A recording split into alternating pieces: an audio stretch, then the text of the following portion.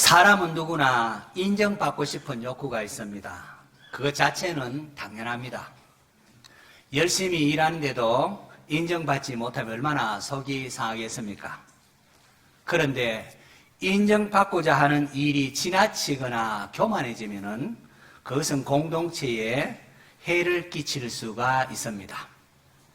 하나님께서 기드온과 300명을 통하여 13만 5천 명이라는 엄청난 미디안 대군과의 전투에서 승리케 하셨습니다. 기드온은 흩어져 도망가는 적군 미디안 잔당들을 처리하기 위하여 사람들을 납달리, 아셀 그리고 므낫세 지파에 보내어서 미디안을 추격케 했습니다. 그리고 에브라임 산지에도 사자들을 보내어서 그들에게 벳바라와 요단강에 이르는 수로 그 목을 점령하도록 했습니다. 그 결과 에브라임 사람들이 그곳을 점령하여 미디안의 두 방백 오렙과 스액을 죽이는 이런 전과를 올렸습니다. 그런데 다른 지파와는 달리 에브라임 사람은 자신을 높이고자 하는 마음으로 기드온을 찾아왔습니다. 그러고 보면 이 에브라임 지파 사람들은 다른 지파들과는 달리 성격과 기질이 좀 특이합니다. 그들은 기드온에게 와서 네가 미디안과 싸우러 갈 때에 우리를 부르지 아니하였으니 우리를 이같이 대접함은 어찌 됨이냐 하고 화를 냈습니다. 그냥 왜 그랬냐 항의하는 정도가 아니라 도대체 우리를 뭐로 하느냐 하면서 기드온이 막 지도력을 흔드는 그러면서 대적하는 그런 것이었습니다. 여러분 이것이 에브라임 사람이 기드온에게 할 말입니까? 300명으로 13만 5천 명 되는 대군들과 싸워서 물리친 자들에게 말입니다. 이 얼마나 이런 말도 되지 않은 터집입니까? 자기 목숨을 내어놓고 미디안과의 전투에서 싸웠던 기드온과 300명입니다. 그러자 에브라임 사람들은 미디안과의 전투에서 자기들이 더 큰 공을 세울 수 있었는데 왜 자기를 부르지 않았느냐고 불평을 합니다. 우리를 뭐로 보고 너희들끼리만 싸워서 공을 독차지하느냐 하면서 따지는 에브라임 사람들. 세상에는 이런 사람들도 있습니다. 기질이나 습관 그리고 자라온 환경에 따라서 사람의 이런 모습들이 이런 모습이 나타낼 수도 있습니다. 이런 과연 기드온이 미디안과 싸우러 갈 때에 그들에게 사람을 보내어서 함께 하자고 하지 않았을까요? 설사 그렇게 했더라도 목숨 걸고 전투에서 이스라엘을 구원한 이 엄청난 구원의 역사를 이루었던 사람들에게 이런 말 해서는 안 되는 거죠. 그죠? 참 너무 고맙다고 수고했다고 이렇게 하는 것 아닙니까? 그리고 어찌 13만 명이 넘는 대군들이 요단강을 쳐들어왔는데 미디안 사람들만 몰랐겠습니까? 설사 몰랐다 하더라도 참 미안합니다. 우리가 미처 알지 못해서 제대로 우리가 돕지 못했습니다. 라고 하는 것이 당연한 것 아니겠습니까? 사사기 12장에 보면은 암몬 자손과의 전투에서 목숨 걸고 싸워 승리하고 돌아오는 사사 입다를 향해서도 그때도 에브라임 사람들이 왜 우리를 부르지 않았느냐 하면서 뒷북을 치면서 다시금 분란을 일으키는 모습을 보였습니다. 보이는 것을 볼 수 있습니다. 사실 그때도 부르지 않은 것이 아니라 입다가 도와달라고 했지만은 그들은 위험에 나서지 않고 나몰라라 했습니다. 사사기 15장에 보면은 입다가 그들에게 이르되 나와 내 백성이 암몬 자손과 크게 싸울 때에 내가 너희를 부르되 너희가 나를 그들의 손에서 구원하지 아니한 거로 나는 너희가 도와주지 아니하는 것을 보고 날 도와주지 않은 것을 보고 내 목숨을 돌보지 아니하고 건너가서 암몬 자손을 쳤더니 여호와께서 그들을 내 손에 넘겨주셨거늘 너희가 어찌하여 오늘 내게 올라와서 나와 더불어 싸우려 하느냐 그런 것을 볼 수 있습니다. 바로 이것이 에브라임 사람들의 모습이었습니다. 그때 입다는 기드온과는 달랐습니다. 입다는 기생의 아들로 아주 잡녀들과 이렇게 함께 행했던 성질이 보통이 아니었습니다. 결국 입다와 함께한 길라 사람과 에브라임 사람 사이에 전쟁이 일어나고 그로 인하여 에브라임 사람 4만 2천 명이 죽는 비극을 겪습니다. 아무튼 이것은 후에 일어날 일이지만 에브라임 사람들의 성격이 이렇듯 자기중심적이고 교만했습니다. 에브라임 자손이 말도 되지 않는 트집을 잡으면서 기드온에게 화를 낼 때에 기드온 입장에서는 참 얼마나 분통 터지는 일일 수 있습니까? 하지만 기드온이 어떻게 합니까? 저는 우리가 기드온처럼 할 수만 있다면 얼마나 좋을까 부러웠습니다. 여러분 사사기 8장 2절 말씀, 8장 2절 말씀 우리 다 찾아서 함께 한 목소리로 읽도록 하겠습니다. 시작. 기드온이 그들에게 이르되 내가 이제 행한 일이 너희가 한 것이 비교되겠느냐? 에브라임의 끝물 포도가 아비에셀의 만물 포도보다 낫지 아니하냐? 오늘 설교 제목을 여기서 발췌했습니다. 에브라임의 끝물 포도와 아비에셀의 만물 포도.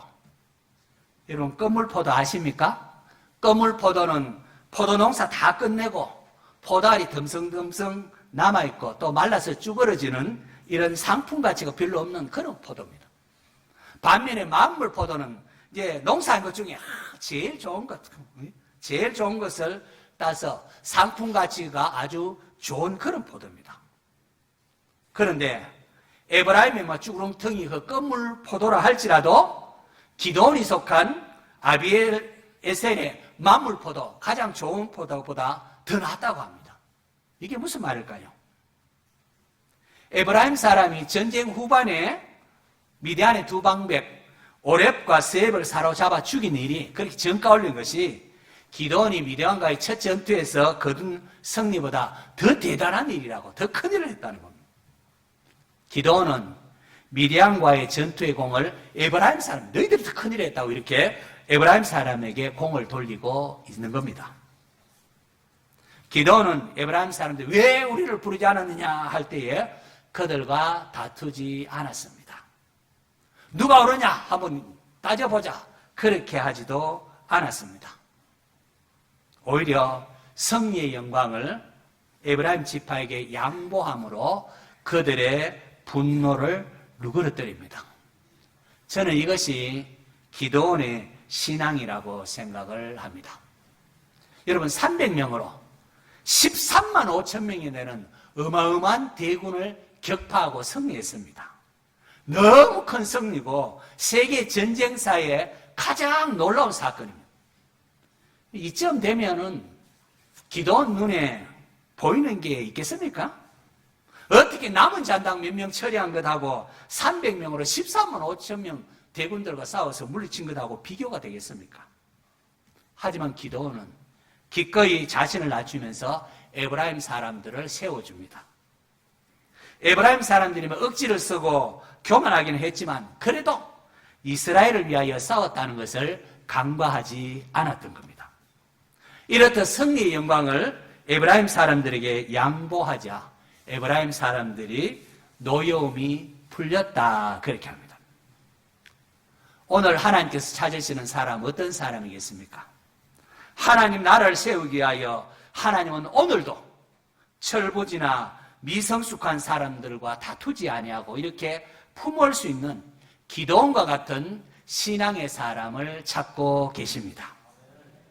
사도 바울의 권면처럼 각각 자기보다 남을 낫게 여기는 마음, 예수 그리스도의 마음을 가진 자입니다. 아담과 하와는 사탄의 게임에 빠져서 스스로 하나님처럼 되려고 높아지려고 했다가 멸망에 처했습니다. 하지만 우리 예수님은 오히려 하나님의 본체신데요. 자기를 낮추시고 죽기까지 복종하시며 낮추셨습니다. 이에 하나님께서 예수님을 지극히 높여 모든 이름 위에 뛰어난 이름을 주셨고 모든 입으로 예수님을 주라 시인하여 하나님께 영광 돌리게 하셨습니다. 성도 여러분, 전쟁의 공을 에브라임 사람에게 돌리는 기드온을 보면서 야 이거 기드온이 너무 손해보는 것 아닌가 이런 생각이 들지는 않습니까?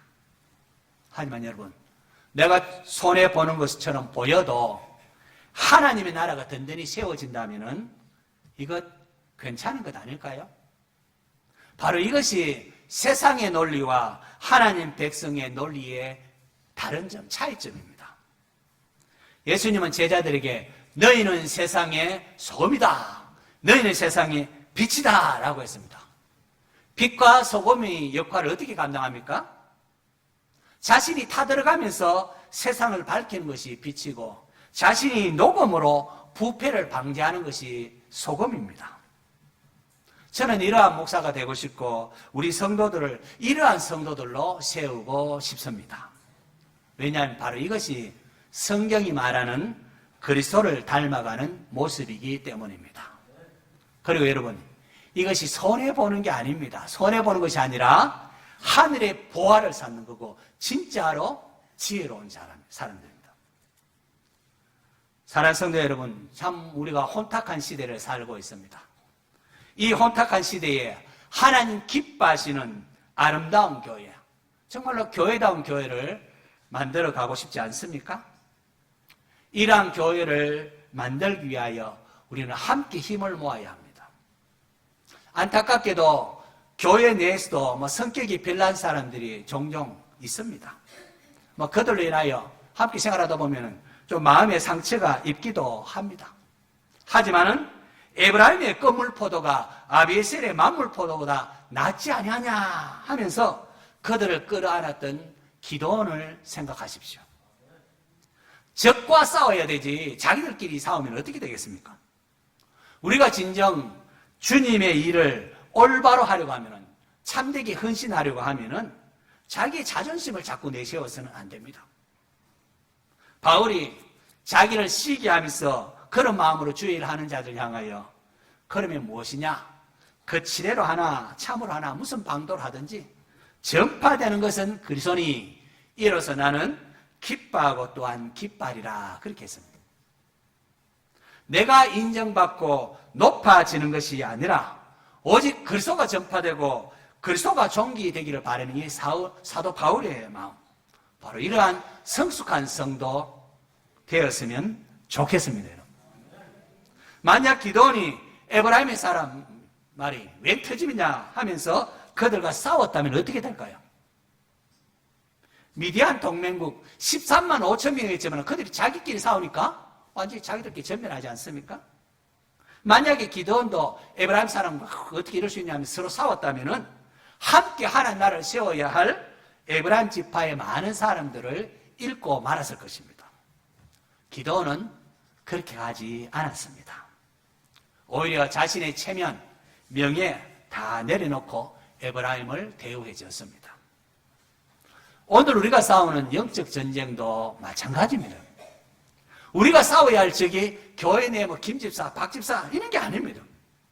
우리가 싸워야 할 대상은 미움, 다툼, 시기, 질투 이런 것을 불러일으키는 악한 영과 사탄과 싸워야 합니다.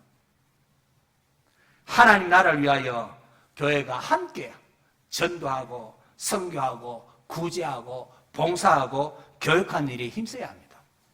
그런데 때로 우리 교인들 간에 서로서로 마음이 어긋나서 다투고 싸우는 일이 종종 있습니다. 그래서 내가 이래 시험이 들었다. 아무개 때문에 나는 교회 봉사 못하겠다. 이런 식으로. 여러분 하나님께서 그거 기뻐하시겠습니까? 그런 마음으로 예배 드릴 때에 하나님께서 우리 예배를 기뻐 연락하시겠습니까? 그런 자를 기뻐하면서 복을 주시겠습니까? 하나님께서 우리에게 복을 내리고 싶어 하시는데 복을 내리기 앞서서 먼저 복을 받을 그릇을 준비하라고 하십니다. 예배 드리기 앞서서 그래 어떻게 하라고요? 형제들에게 원망 들을 만한 일이 생각나거든 먼저 가서 형제와 화해하고 그 다음에 와서 예배를 드리라고. 그러면 하나님 예배를 받으시고 너에게 복을 주겠다는 겁니다. 성도 여러분, 이것은 교회를 교회답게 하는 일에 굉장히 중요한 부분입니다. 지상에 있는 모든 교회가 이 부분을 바로 알고 올바로 대처해야 합니다. 사도 바울의 마음을 아프게 했던 고린도 교회는 말할 것도 없거니와 바울의 자랑이요 기쁨이었던 빌립보 교회 같은 좋은 교회도 바로 이러한 위험이 있었습니다. 교회 내 두 여성 지도자로 추정되는 요디아와 순두개가 서로 마음이 갈라서지 않았습니까? 우리 교회는 없을까요? 지상의 모든 교회는 이러한 분쟁으로부터 자유롭지가 못합니다. 이것을 인하여 교회답지 못하게 되고 하나님으로부터 받아야 될 복을, 은혜를 마땅히 받아야 하는데 그것을 받아 누리지 못하는 경우가 종종 있습니다. 그래서 바울은 빌립보 교회를 향하여 아무 일에든지 다툼이나 허영으로 하지 말고 오직 겸손한 마음으로 각각 자기보다 남을 낮게 여겨라. 너희 안에 이 마음을 품으라. 곧 그리스도 예수의 마음이니 그는 근본 하나님의 본체시나 자기를 낮추시고 죽기까지 복종하셨으니 곧 십자가에 죽으심이라 라고 그렇게 간절히 권면을 한 겁니다. 이런 교회 생활이나 사회 생활을 하다 보면 개중에는 에브라임과 같이 성격이 괴팍하고 그저 자기 중심적인 사람을 만나기도 합니다. 자로 환경이 다르고 그러다 보니 그런 사람이 있을 수 있습니다. 이럴 때 우리가 어떻게 해야 되겠습니까? 나는 뭐 성질이 없는 줄 아느냐 하면서 그렇게 다투시겠습니까? 에브라임의 껌물 포도가 아비에셀의 만물 포도보다 낫지 아니하냐 라고 했던 기드온의 모습을 함께 배울 수 있기를 바랍니다. 게선 장군의 영광을 받아도 부족할 텐데 자기에게 시비를 거는 에브라임 사람, 그런 사람 앞에 기드온은 자신의 자존심을 내려놓고 유순한 대답을 했습니다. 이렇게 함으로 기드온은 에브라임의 분노를 풀게 하고 그들로 함께 하나님 나라를 세운 일에 동참하게 했습니다. 하나님께서 이러한 기드온을 얼마나 기뻐하셨을까요? 이런 왜 기드온이 기꺼이 에브라임 자손에게 승리의 공을 돌렸을까요? 만약에 기드온과 에브라임 지파가 서로 자기가 잘했다고 서로 자기 영광을 차지하기 위하여 싸웠더라면 하나님 보시기에 기가 찼을 것입니다. 기드온과 300명, 13만 5천 명 물리쳤는데 이것을 누가 하셨습니까? 누가 하셨다고요? 하나님이. 진정한 승리의 원인은 기드온이나 에브라임에게 있는 것이 아니라 오직 하나님으로 말미암아 주어진 것입니다. 하나님께서 기드온에게 300명만 남기고 나머지는 돌려보내라는 이유가 무엇이겠습니까? 그것이 승리했을 때 우리 힘으로 승리했다 자랑하지 못하도록 하기 위함이었습니다. 그런데 기드온과 에브라임 자손이 누가 더 공이 있느냐, 우리 때문에 이렇게 승리 거뒀다 서로 다투고 싸웠다면 하나님 보시기에 얼마나 기가 찼겠습니까? 성도 여러분, 구원받은 백성은 교만하면 안 됩니다. 구원받은 백성의 자세는 첫째도 겸손, 둘째도 겸손, 셋째도 겸손입니다. 300명으로 13만 5천 명을 물리친 것 엄청난 일입니다. 세계 전쟁사에서 가장 크고 놀라운 그런 사건입니다. 그런데 그보다 더 크고 놀라운 일이 있습니다. 그게 뭡니까? 그것은 죄인을 구원하기 위하여 하나님께서 자기의 독생자를 내어주신 것입니다. 죄인이 구원받은 것, 인간의 공로나 의지가 아니라 전적인 하나님의 은혜입니다. 그렇게 사도 바울은 너희는 그 은혜에 의하여 믿음으로 말미암아 구원을 받았으니 이것은 너희에게서 난 것이 아니요 하나님의 선물이라. 행위에서 난 것이 아니니 이는 누구든지 자랑하지 못하게 함이라 라고 한 것입니다. 한번 따라할까요? 오직 하나님의 은혜입니다. 오직 하나님의 은혜입니다. 여러분, 이거 잊지 마시기 바랍니다. 이거 잊어버리면은 교만해지고, 이거 잊어버리면은 율법주의에 빠져서 그저 타인을 정죄하게 됩니다. 주일은 우리를 창조하신 하나님, 우리를 구원하신 하나님의 은혜를 다시금 되새기며 감사하며 예배하는 날입니다. 우리가 주일 될 때마다 우리를 구원하신 하나님 잊어버리지 아니하고 감사하며 하나님을 예배하셔야 됩니다. 죄인인 우리를 구원하사 영광스러운 천국에 들어가게 하신 하나님이십니다.